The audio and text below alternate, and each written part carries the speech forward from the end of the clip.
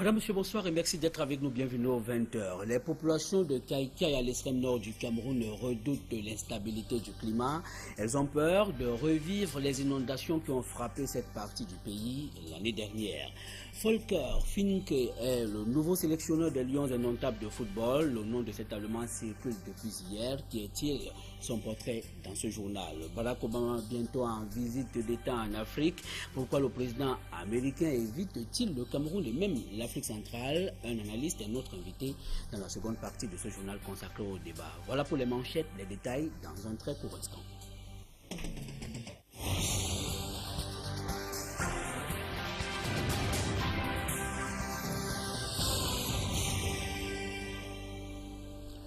Une fois de plus, madame, monsieur, bonsoir et merci de nous retrouver sur le 20h. Comme annoncé en titre, la psychose gagne de plus en plus du terrain à Kaïkaï. C'est dans la région de l'extrême nord du Cameroun où les populations redoutent l'instabilité du climat. Elles craignent le retour des inondations qui ont sévi dans cette partie du pays l'année dernière. Les infortunés interpellent les pouvoirs publics. À l'extrême nord du Cameroun, nous retrouvons Amadou Daïrou et Julingue.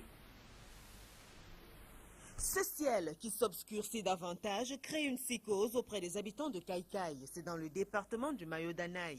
Le climat de plus en plus capricieux inquiète les populations riveraines. Elles craignent revivre le drame survenu dans cette région il y a quelques mois. La grande peur est que l'eau viendra et nous envahit de plus que l'année passée, 2012. Nous sommes en mai et bientôt, début juin, il y aura des grandes pluies. Et dès qu'il y a plu, et c'est fini. Et la population de Vélé-Kaïkaï vont souffrir. Pour les habitants, la situation pourrait causer moins de dégâts si les mesures préventives sont mises en place, comme c'est le cas au Tchad, pays frontalier du Cameroun. Moi, je remercie vraiment le gouvernement tchadien d'abord. Parce que lui, il a souci de sa population. De notre côté, déjà, la digue est déjà faite. Mais de notre côté ici, rien n'est encore prêt. Donc c'est sûr que une fois que l'eau du Rhône va augmenter son lit, et finalement, l'eau va déverser. La dernière fois, toutes les réserves et récoltes des paysans avaient été ravagées par les inondations. Après l'inondation, les deux populations ont tout perdu. C'est-à-dire pas de récolte. Bon, la rizière a été inondée, le mine inondé. La localité de Kaïkaï et ses environs espèrent une prompte réaction des pouvoirs publics. Et ce n'est donc plus la sérénité dans la capitale économique du Cameroun, plus précisément à Mabanda, où on observe depuis plusieurs semaines un regain d'insécurité. Dans ce quartier de l'arrondissement de Douala 4e, les agressions à main armée sont légion. Les populations sont aux abois et revendiquent la réouverture du commissariat du coin, fermé pendant les émeutes dites de la fin de février 2008 au Cameroun. Des détails avec Joël Essengue et Étienne Pascal Azebe. C'est une épaisse couche de poussière soulevée par les véhicules qui vous accueillent une fois que vous faites votre entrée à Mabanda. La route qui dessert ce quartier de l'arrondissement de Douala 4e est non bitumée. Mais ces désagréments représentent un moins mal à côté de l'insécurité qui prévaut ici, d'après les populations riveraines. Les cas d'agression sont tellement récurrents, de jour comme de nuit, qu'ils ont fini par créer la psychose au sein de la population. Chacun, ou presque, au lieu dit Carrefour Aladi, a une fois été la cible des malfaiteurs. On m'a agressé 2 fois. Derrière nous, ça. Il m'a pris 14 000. Sauf que j'avais le télécommande sur la moto. Quand ils sont venus, j'ai jeté le télécommande. Il m'a seulement pris l'argent et est parti.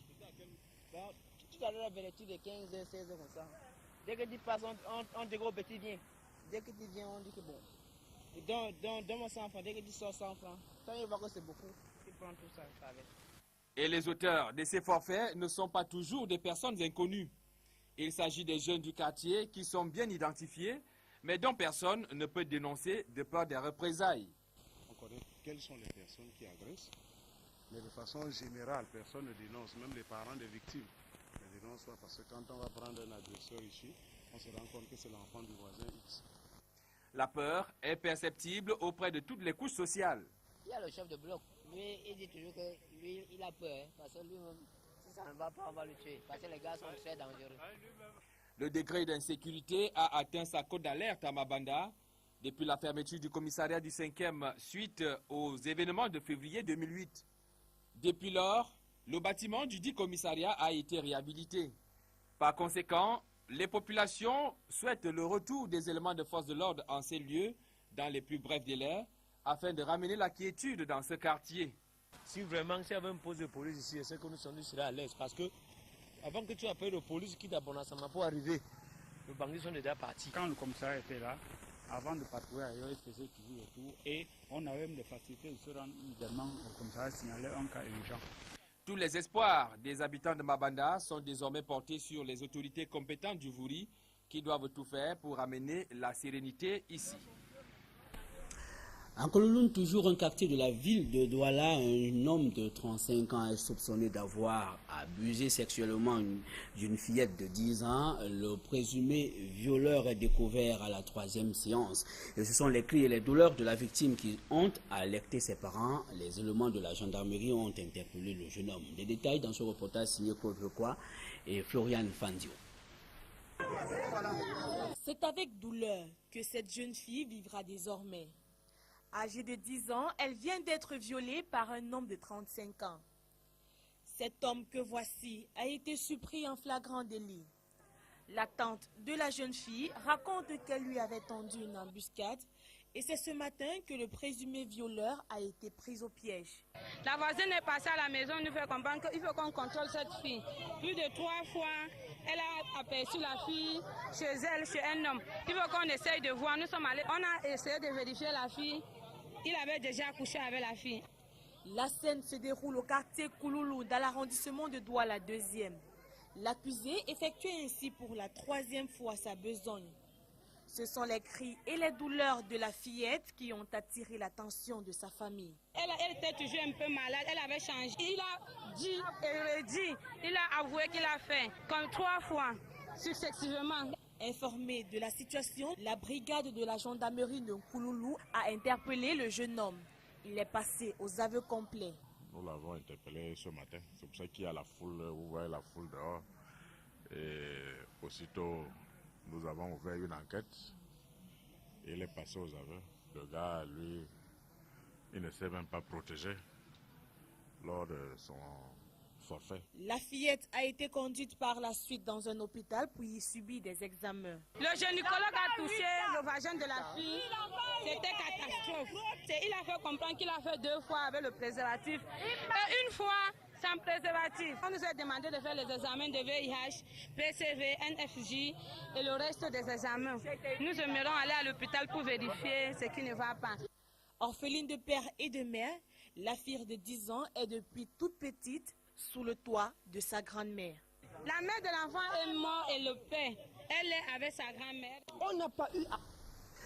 C'est bien dommage. Les commerçants du lieu dit rue Nkané, non loin du marché Congo, toujours dans la ville de Douala, sont en colère.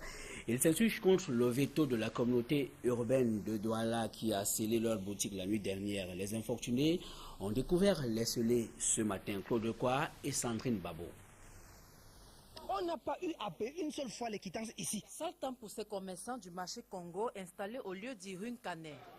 Ils ont été surpris ce jeudi matin de voir leur boutique scellée. Ils ont scellé avant 5 heures, mais c'est même très tard dans la nuit même. Parce que là où je suis arrivé, j'ai constaté comment ils étaient en train de sceller. Et nous n'avons pas été informés au préalable. Une initiative de la communauté urbaine de Douala en collaboration avec le régisseur du marché Congo. Il est reproché à ces vendeurs le non-paiement des quittances et des patentes de ces espaces. Des accusations que ces derniers disent ignorer. Nous entendons seulement de bouche à oreille que c'est un problème de quittance. Et ici, on n'a jamais eu à payer les quittances. Nous ne sommes pas ici au marché, nous sommes dans une autre rue appelée Nkané. Donc par conséquent, nous, on ne nous a jamais fait comprendre que c'était l'extension du marché qui se prolongeait par ici. Approché, le régisseur n'a pas voulu s'exprimer. La fermeture de ces boutiques a créé un manque à gagner pour ces commerçants qui crient à l'ANAC. Vous ne pouvez pas nous expliquer qu'on va venir nous parler des quittances. Vous-même, comme vous regardez là, il n'y a aucun numéro de boutique. On ne sait pas sur quelle base on va commencer à payer. On ne sait pas depuis quand on doit commencer à payer. Ni si c'est aujourd'hui, où il ramasse cet argent. Afin de trouver une issue favorable à leur situation, les regards sont désormais tournés vers la hiérarchie du marché Congo et l'autorité municipale de Douala 2e. On veut seulement rencontrer le régisseur pour qu'il essaie de nous expliquer. Et si là-bas ça ne va pas, on doit se retrouver à bon endroit. Je crois qu'à la mairie, notre problème doit être résolu.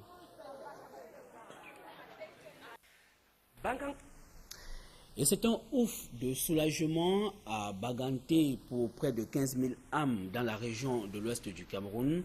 Les populations vont accéder à l'eau potable après la réhabilitation des points de ravitaillement ScanWater qui n'avaient fonctionné que le temps d'un regard après leur aménagement. Le projet est rendu possible grâce à un financement extérieur accordé à la mairie de Baganté. Jérôme Narcisse Sobze. Baganté, le chef-lieu du département du Ndé dans la région de l'Ouest Cameroun, avait environ 200 000 habitants répartis sur une superficie de 800 km². La population est également desservie en eau potable. Selon sa situation, elle doit composer soit avec des réseaux d'adduction ScanWater très défectueux abandonnés, soit avec des forages hors d'usage, des plus mal entretenus et même des sources non aménagées. C'est dans le respect de la politique sectorielle de l'eau du ministère de l'énergie et de l'eau que la commune de Baganté, en partenariat avec l'Association internationale des maires francophones, la Fondation Vieux l'Environnement et bien d'autres, a réussi déjà dans 10 villages de l'arrondissement de Baganté à réhabiliter les réseaux et les stations de traitement ScanWater, créer un service public de l'eau compétent et autosuffisant dans chaque village. Donc il était important, avant de leur céder le réseau, qu'ils sachent en quoi consiste ce réseau, qu'est-ce qu'il y a dans le réseau, où est-ce qu'on a toutes les infrastructures mises en œuvre ici à Baok. Et donc on retourne maintenant signer cette délégation qui permet à Baok de s'approprier et de prendre en main son réseau en attendant que l'exploitant, l'appel d'offres est lancé, que l'exploitant soit choisi et se mette au travail. Il est noté que ce partenariat a fourni à la commune de Baganté un appui organisationnel pour définir et mettre en place une gouvernance locale des systèmes d'eau et d'assainissement appropriée à la situation des villages desservis. Et pour ce qui est de l'appréciation des partenaires, tous les partenaires sont plutôt contents, même si on a un peu de retard. Les travaux avancent bien, on voit que la population prend en charge vraiment la maîtresse d'ouvrage, les CIE formés, les contrats de délégation signés. Je crois qu'on arrive bien à la fin, même si on est un peu de retard avec les travaux d'infrastructure. Ce projet permet donc l'amélioration des conditions de vie pour plus de 150 000 personnes. À terme, il pourrait être répliqué dans de nombreuses communes disposant du même type d'installation. Plus de 2 millions de personnes seraient alors concernées. Une autoroute de 10 km va relier d'ici à quelques années l'échangeur d'Ala au carrefour de la sous-préfecture de Tinga à Yaoundé. Cette section urbaine de l'autoroute Yaoundé-Simalène a reçu ce jour une visite d'une commission interministérielle. Les travaux devraient débuter en septembre prochain à Panton. Marcelin Gansop. Voici l'échangeur inachevé d'Ahala. C'est le point de départ de la section urbaine de l'autoroute Yaoundé-Simalène, longue d'environ 10 km. Cette section s'achève ici, au lieu du boulevard Jean-Paul II, situé en contrebas du palais des congrès, au quartier Tinga, à Yaoundé. En dehors de la construction d'un boulevard urbain ayant un profil de 2 x 3 voies, avec terre pleine centrale et trottoir, une attention particulière sera également accordée à l'étude des intersections, dans le but d'assurer la circulation rapide des cortèges officiels, tout en améliorant la fluidité de la circulation. Les 3 tronçons devraient démarrer en phase étude d'abord, dès le début de la semaine prochaine. Et nous leur avons prescrit un chronogramme de 2 mois pour boucler ces études. Ce qui veut dire que nous serons déjà en fin juillet, début août. Et nous comptons donc finaliser les documents techniques pour les approuver et donner donc, le cas échéant, l'ordre de service de démarrer les travaux en septembre. Ainsi, l'échangeur de Mvan, les carrefours Sam, 3 statues, Olezoa, messe des officiers, Warda et autres écoles de police devraient présenter notre visage pur et luisant à la fin des travaux. Et naturellement, de nombreux déguerpissements seront effectués. Si c'est une maison qui est sur l'emprise, si c'est une clôture, on dégage. Nous avons déjà identifié les sites de recasement. Et nous avons mis en place une équipe pluridisciplinaire qui doit appuyer, n'est-ce pas, les commissions préfectorales qui doivent travailler. Concomitamment, nous devons faire l'aménagement de ces sites. Et les commissions doivent identifier les éventuels déguerpis pour les recaser. La section urbaine de l'autoroute Yaoundé-Simalène va mobiliser près de 67 milliards de francs CFA contre 87 pour la section rase campagne qui va du rond-point Simalène au lieu dit Ahala où se trouve cet échangeur inachevé, soit un coût total de 154 milliards de francs CFA pour l'ensemble des deux projets de cette autoroute futuriste. Notons également que le projet de construction de la section Ras-Campagne de l'autoroute Yaoundé-Simalène avance également avec beaucoup de sérénité. Ces assurances ont été données ce jour par le ministre camerounais de l'Habitat et du Développement urbain, Jean-Claude Boinchou. On revient au micro de Marcelin Gangsop. La variante principale, c'est de dire que le tronçon Ras-Campagne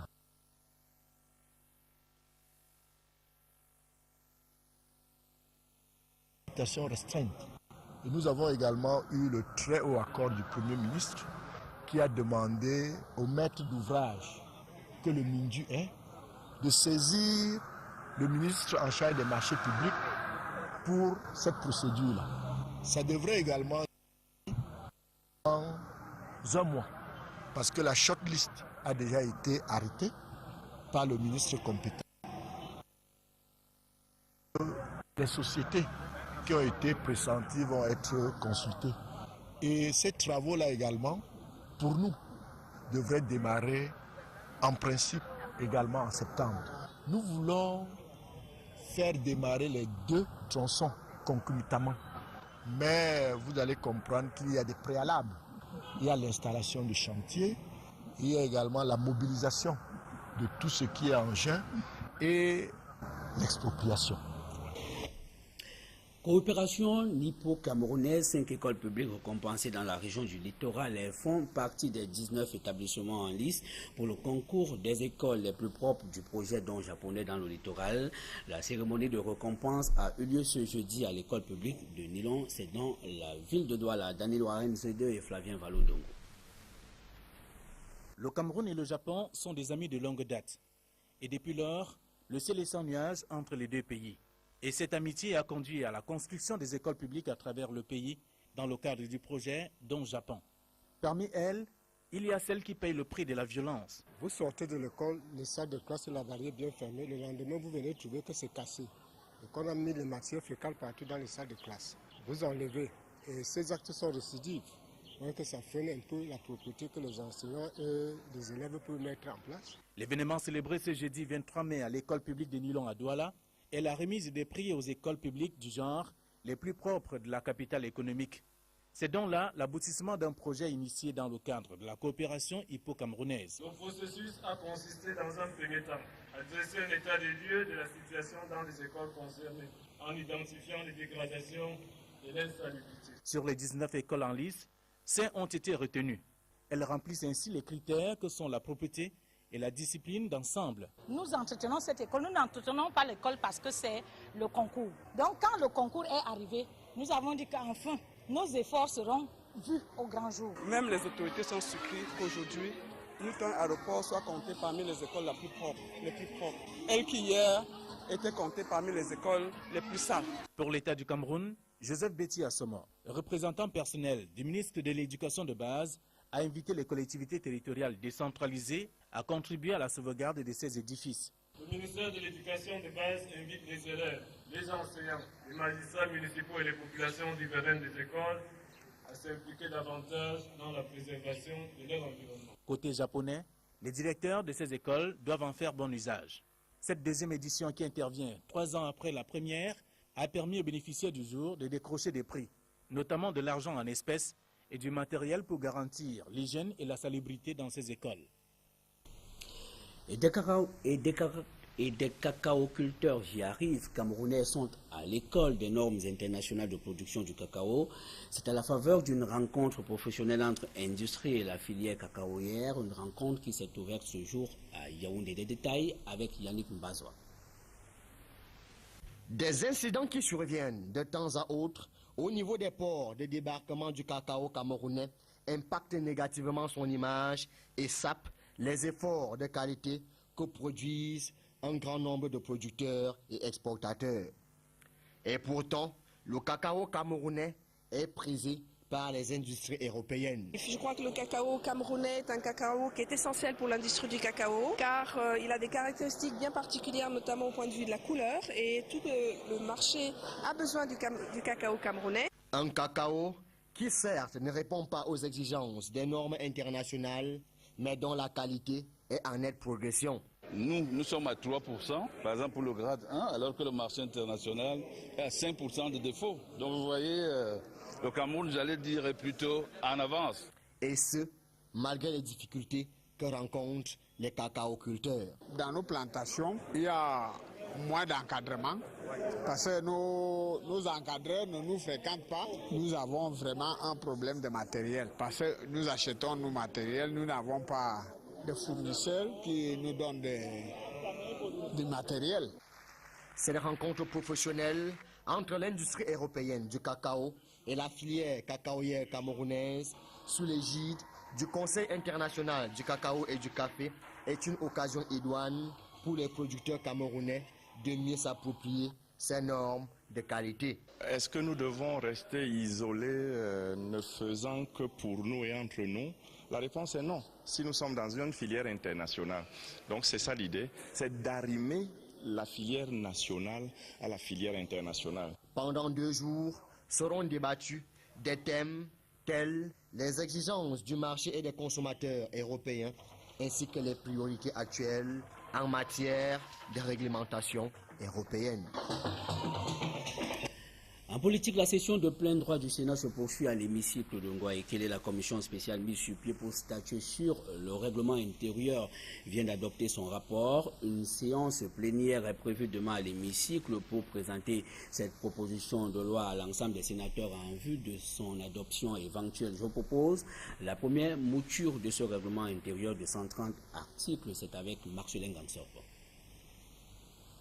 La proposition de loi actuellement en étude a été élaborée en application de la Constitution, notamment l'article 22, alinéa 2, qui dispose que le Sénat fixe lui-même ses règles d'organisation et de fonctionnement sous forme de loi portant règlement intérieur. Cette proposition de loi a pour objet de déterminer les dites règles et de les traduire en dispositions claires dans le strict respect de la Constitution, qui dans tous les cas a primauté sur toute autre norme. Le texte en étude s'articule autour de 21 chapitres et 130 articles. En matière d'organisation et de fonctionnement, cette proposition de loi prévoit précisément la mise en place d'un bureau d'âge avant celle du bureau définitif, dont la composition et les modes d'élection sont déterminés. La constitution de groupes parlementaires par parti politique, soit au moins 10 membres par parti. L'institution de 9 commissions générales, selon les domaines de compétences retenus, et le cas échéant, des commissions spéciales et des commissions mixtes. Il y a aussi les modalités de dépôt des projets et propositions de loi ou de résolution. La fixation de l'ordre du jour, ainsi que l'organisation des débats, avec un rôle important reconnu dans ces domaines à la conférence des présidents, sans préjudice des prérogatives du gouvernement, s'agissant notamment de l'ordre du jour, de la priorité ou de l'urgence et de la recevabilité des propositions de loi.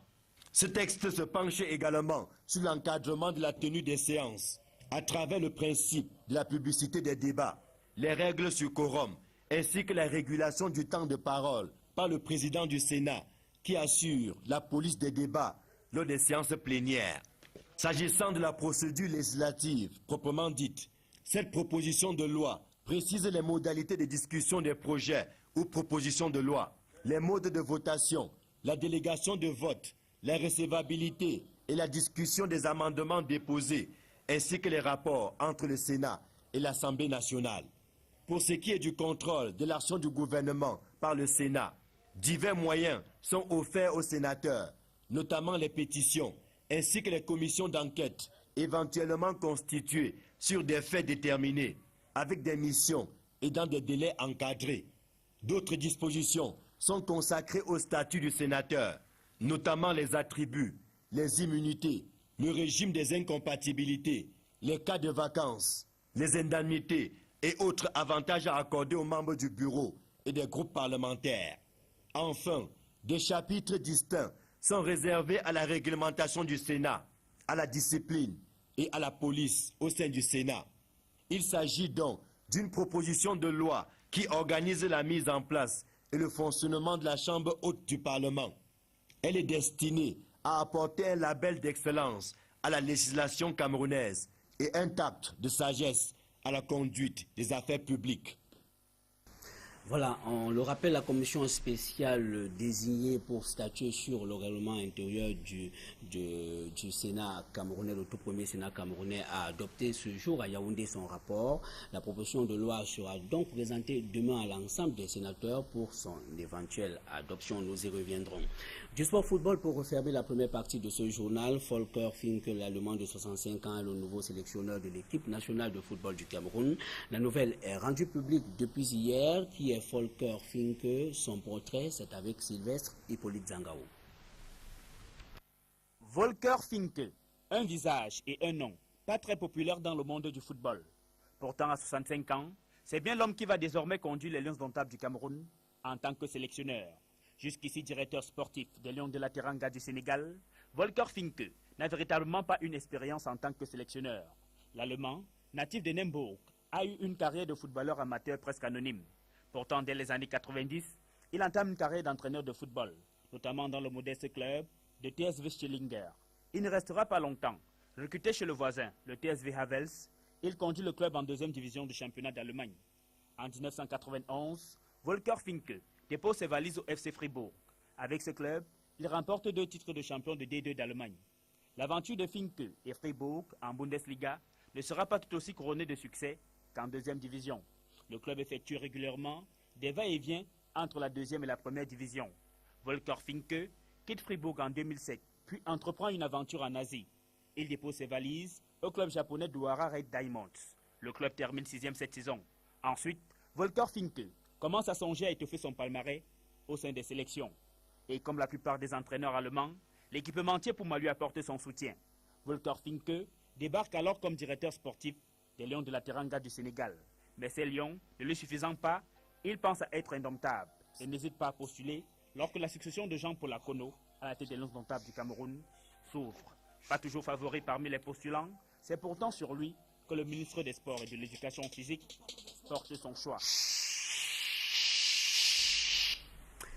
Voilà, madame, monsieur, je vous invite à présent à le retrouver dans la seconde partie de ce journal consacré au débat. Volker Finke.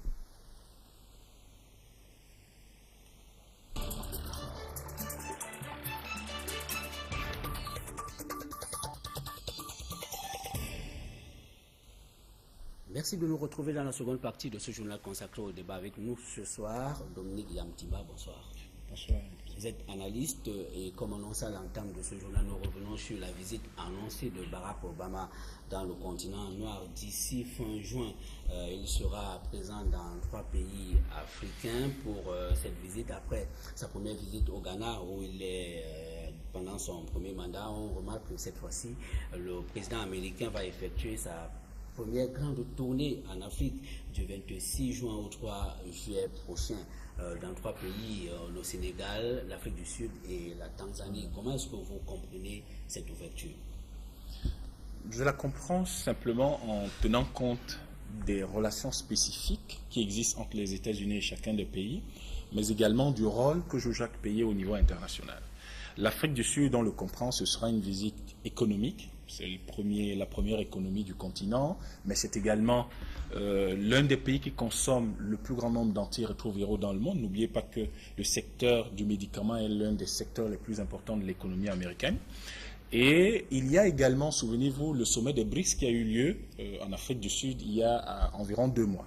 Et donc, un certain nombre de dispositions ou de résolutions extrêmement importantes qui tendaient à montrer qu'il y a une réorganisation du monde qui s'est dessinée en Afrique du Sud, à savoir par exemple cette banque de développement des BRICS qui devait avoir un capital de 100 milliards de dollars alors que le FMI par exemple n'en a que 20.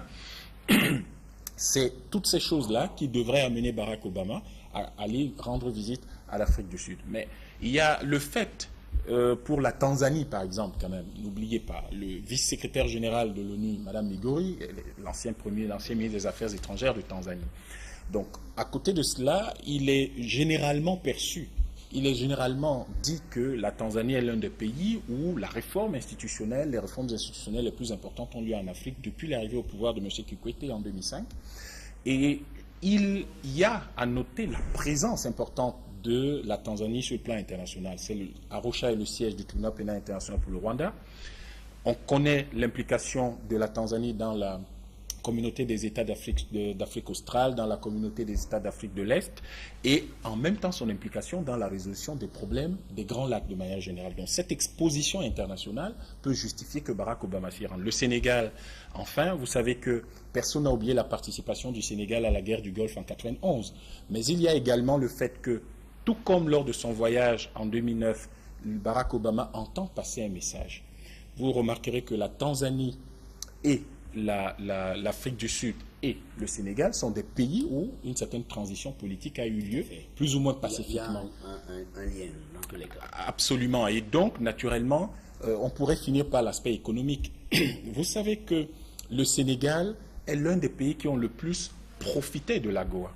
À titre d'exemple, toute l'Afrique centrale, si on enlève le pétrole du Tchad, n'atteint pas 70% du volume des échanges entre les États-Unis et le Sénégal dans le cadre de l'AGOA. Donc, tous ces pays-là ont en fait suscité l'intérêt des États-Unis de par leur attitude et de par leurs activités.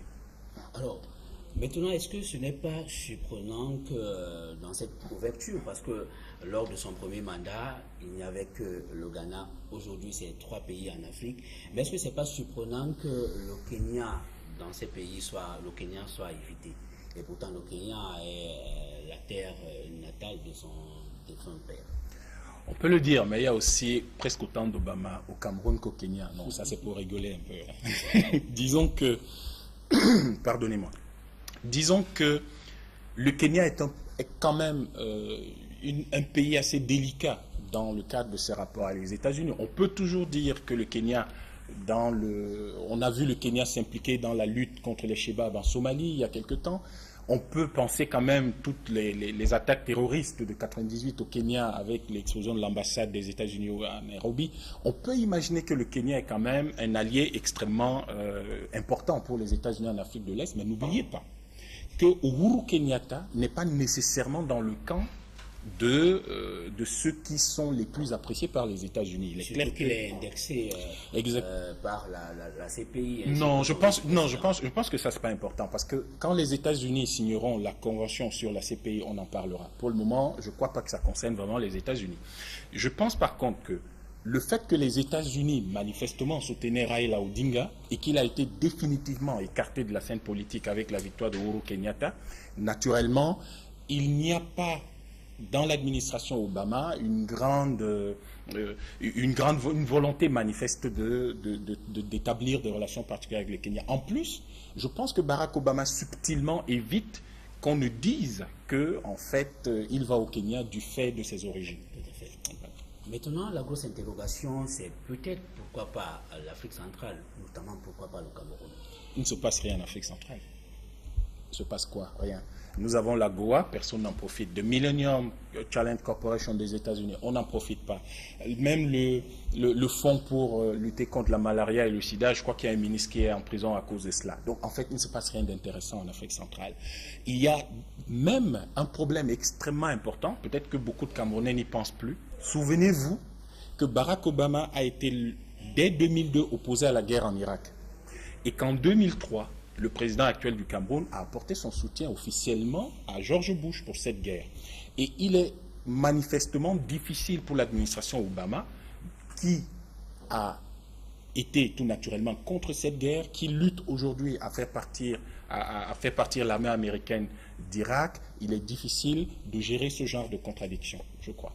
Alors, vous pensez qu'aucun effort n'est fait, notamment pour l'Afrique centrale, notamment pour le Cameroun, mais on se souvient que Barack Obama vient d'envoyer une lettre de félicitations à son homologue Paul Biya après la célébration de la fête de l'unité.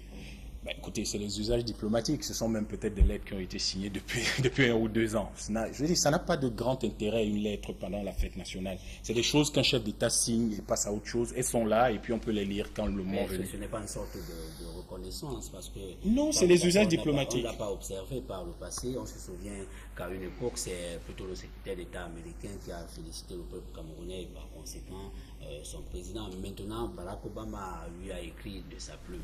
Est-ce que cela n'évapore pas ce désamour qui a souvent été dessiné par l'opinion entre le Cameroun et les États-Unis d'Amérique? Soyons très clairs sur un certain nombre de choses. Il n'y a pas de désamour entre les États-Unis et le Cameroun. N'oubliez pas le volume des investissements américains au Cameroun. N'oubliez pas que la communauté américaine au Cameroun ne cesse de croître depuis un certain nombre d'années.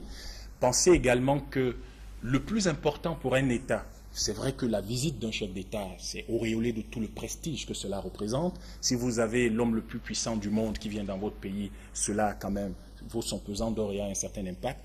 Mais ce qui est le plus important quand on analyse les relations entre un État et un autre, c'est à quel niveau se situent leurs intérêts. Les intérêts américains sont extrêmement importants et sont suivis de très près. Les intérêts américains au Cameroun sont suivis de très près par les États-Unis. Nous avons les relations avec l'armée du Cameroun. Tout le monde est au courant de la réhabilitation de l'hôpital militaire de Douala par l'armée américaine. Tout le monde est au courant des exercices réguliers entre l'armée camerounaise et l'armée américaine pour la sécurisation du golfe de Guinée.